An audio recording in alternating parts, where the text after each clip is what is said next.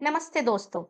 आज हम बात करेंगे उन हिंदी वाक्यों की जो सीधे दिल से निकलते हैं और जब उन्हें अंग्रेजी में अनुवाद करते हैं तो ऐसा लगता है जैसे भाषा ने स्टाइलिश चश्मा पहन लिया हो, क्योंकि भाषा सिर्फ शब्द नहीं, एहसास है। So welcome to English classes by Acme tutorial, जहां हम आपकी अंग्रेजी को और भी बेहतर बनाने की कोशिश करते हैं ताकि आप अंग्रेजी सिर्फ बोले नहीं, उसे महसूस भी करें। तो चलिए आज का विषय देख लेते हैं। तो हमारे आज के वीडियो का आधार है जब हिंदी बोले दिल से और अंग्रेजी दे जवाब स्टाइल से। यानी कि 10 हिंदी वाक्य जो आपने शायद ही सीखे होंगे। तो चलिए देर न करते हुए हमारे भाग 2 से सीखना शुरू करते हैं। तो पांचवें भाग का आधार है जिंदगी और ऊन का गोला। आइए अब इस पर आधारित एक हिंदी का वाक्य देख लेते हैं। तो इस पर आधारित हिंदी का वाक्य कुछ इस प्रकार है। जिंदगी कभी कभी इतनी उलझी लगती है जैसे ऊन का गोला बिल्ली से पंगा ले बैठा हो। हाँ जी भाई, बिल्कुल सही कहा। भाई पंगे तो बहुत हो रखे हैं लाइफ में। खैर, कोई बात नहीं। बाकी पंगों का तो पता नहीं, पर आपके जीवन से जुड़े इस अंग्रेजी भाषा के पंगे को हम जरूर सुलझा देंगे। चलिए, अब इसके साथ ही इस वाक्य का अनुवाद देख लेते हैं। तो इसका अनुवाद है।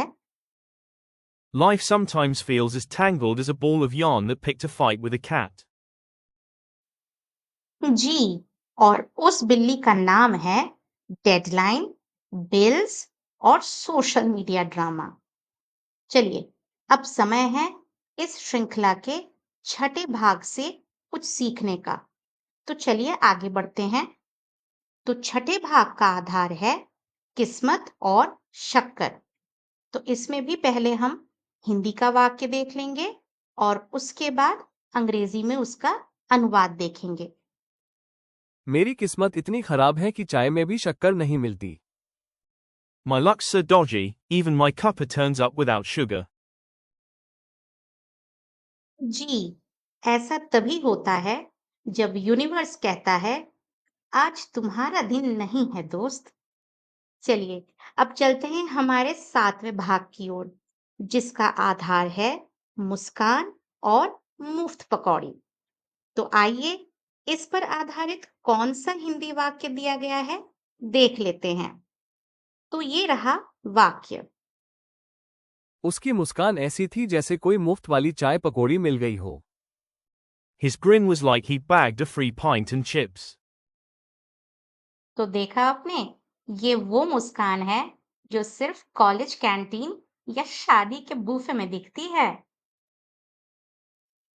वैसे यहाँ पर एक बात गौर करने वाली है कि जब हमने हिंदी का वाक्य पढ़ा तो वहां तो चाय और पकौड़ों की बात की गई थी। तो फिर अंग्रेजी में अनुवाद करने पर चाय और पकौड़ों के स्थान पर बियर की ग्लास और चिप्स क्यों आ गए? तो इसका जवाब है सांस्कृतिक अंतर, यानी कि कल्चरल डिफरेंस।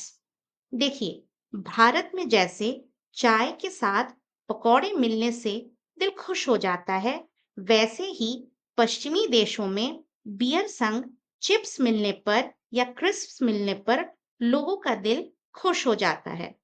इसलिए अनुवाद करते समय हमें हमेशा केवल शब्दों के ऊपर नहीं जाना चाहिए, बल्कि सांस्कृतिक अंतरों को भी समझना होता है। तो अब इसी के साथ हमारा यह भाग भी पूरा हुआ और अब चलते हैं आठवें भाग की ओर, जिसका आधार है चुप्पी और शोर। तो इस पर आधारित हिंदी वाक्य कुछ इस प्रकार है। चुप्पी कभी कभी इतनी शोर मचाती है कि कान बहरे हो जाते हैं। Sometimes silence makes so much noise that the ears go deaf. बिल्कुल सही कहा। ये वो चुप्पी है जो दिल के अंदर गूंजती है और जवाब मांगती है। खैर, चलिए, अब इसके बाद आता है हमारा 9वां भाग, जिसका आधार है परछाई और अंधेरा। आइए अब इससे जुड़ा एक वाक्य देख लेते हैं और साथ ही इसका अंग्रेजी में अनुवाद भी देख लेते हैं। इंसान अपनी परछाई से भाग नहीं सकता, पर अंधेरे में उसे खो सकता है। One can't run away from their shadow, but can lose it in darkness. तो यहाँ पर बड़ी गहरी बात कही गई है कि कभी-कभी खुद को ढूंढना भी एक सफर होता है और अंधेरा है उसका पहला पड़ाव। खैर, चलिए अब गहराई से निकलकर एटीट्यूड और मोहल्ले की ओर चलते हैं, जो कि हमारे अंतिम यानी कि 10वें भाग का आधार है। तो इस आधार से जुड़ा हमारा हिंदी का वाक्य और साथ ही अंग्रेजी अनुवाद कुछ इस प्रकार है। उसका एटीट्यूड देखकर लगा जैसे पूरा मोहल्ला उसी का हो। With that swagger, you'd think the whole neighborhood's his manner, bruv. अब इस वाक्य में मैनर एंड ब्रव, इन दोनों का मीनिंग आपको बता दूं। मैनर यहाँ पे जागीर के सेंस में यूज हुआ है, जैसे कि पूरा मोहल्ला उसी की जागीर हो। और ब्रव जो है वह एक स्लैंग वर्ड है जो कि ब्रो यानी कि ब्रदर का ही एक दूसरा सिनोनिम है। तो देखा आपने, जब हिंदी की भावनाएं अंग्रेजी में उतरती हैं तो सिर्फ अनुवाद नहीं होता, एक नया अंदाज बनता है।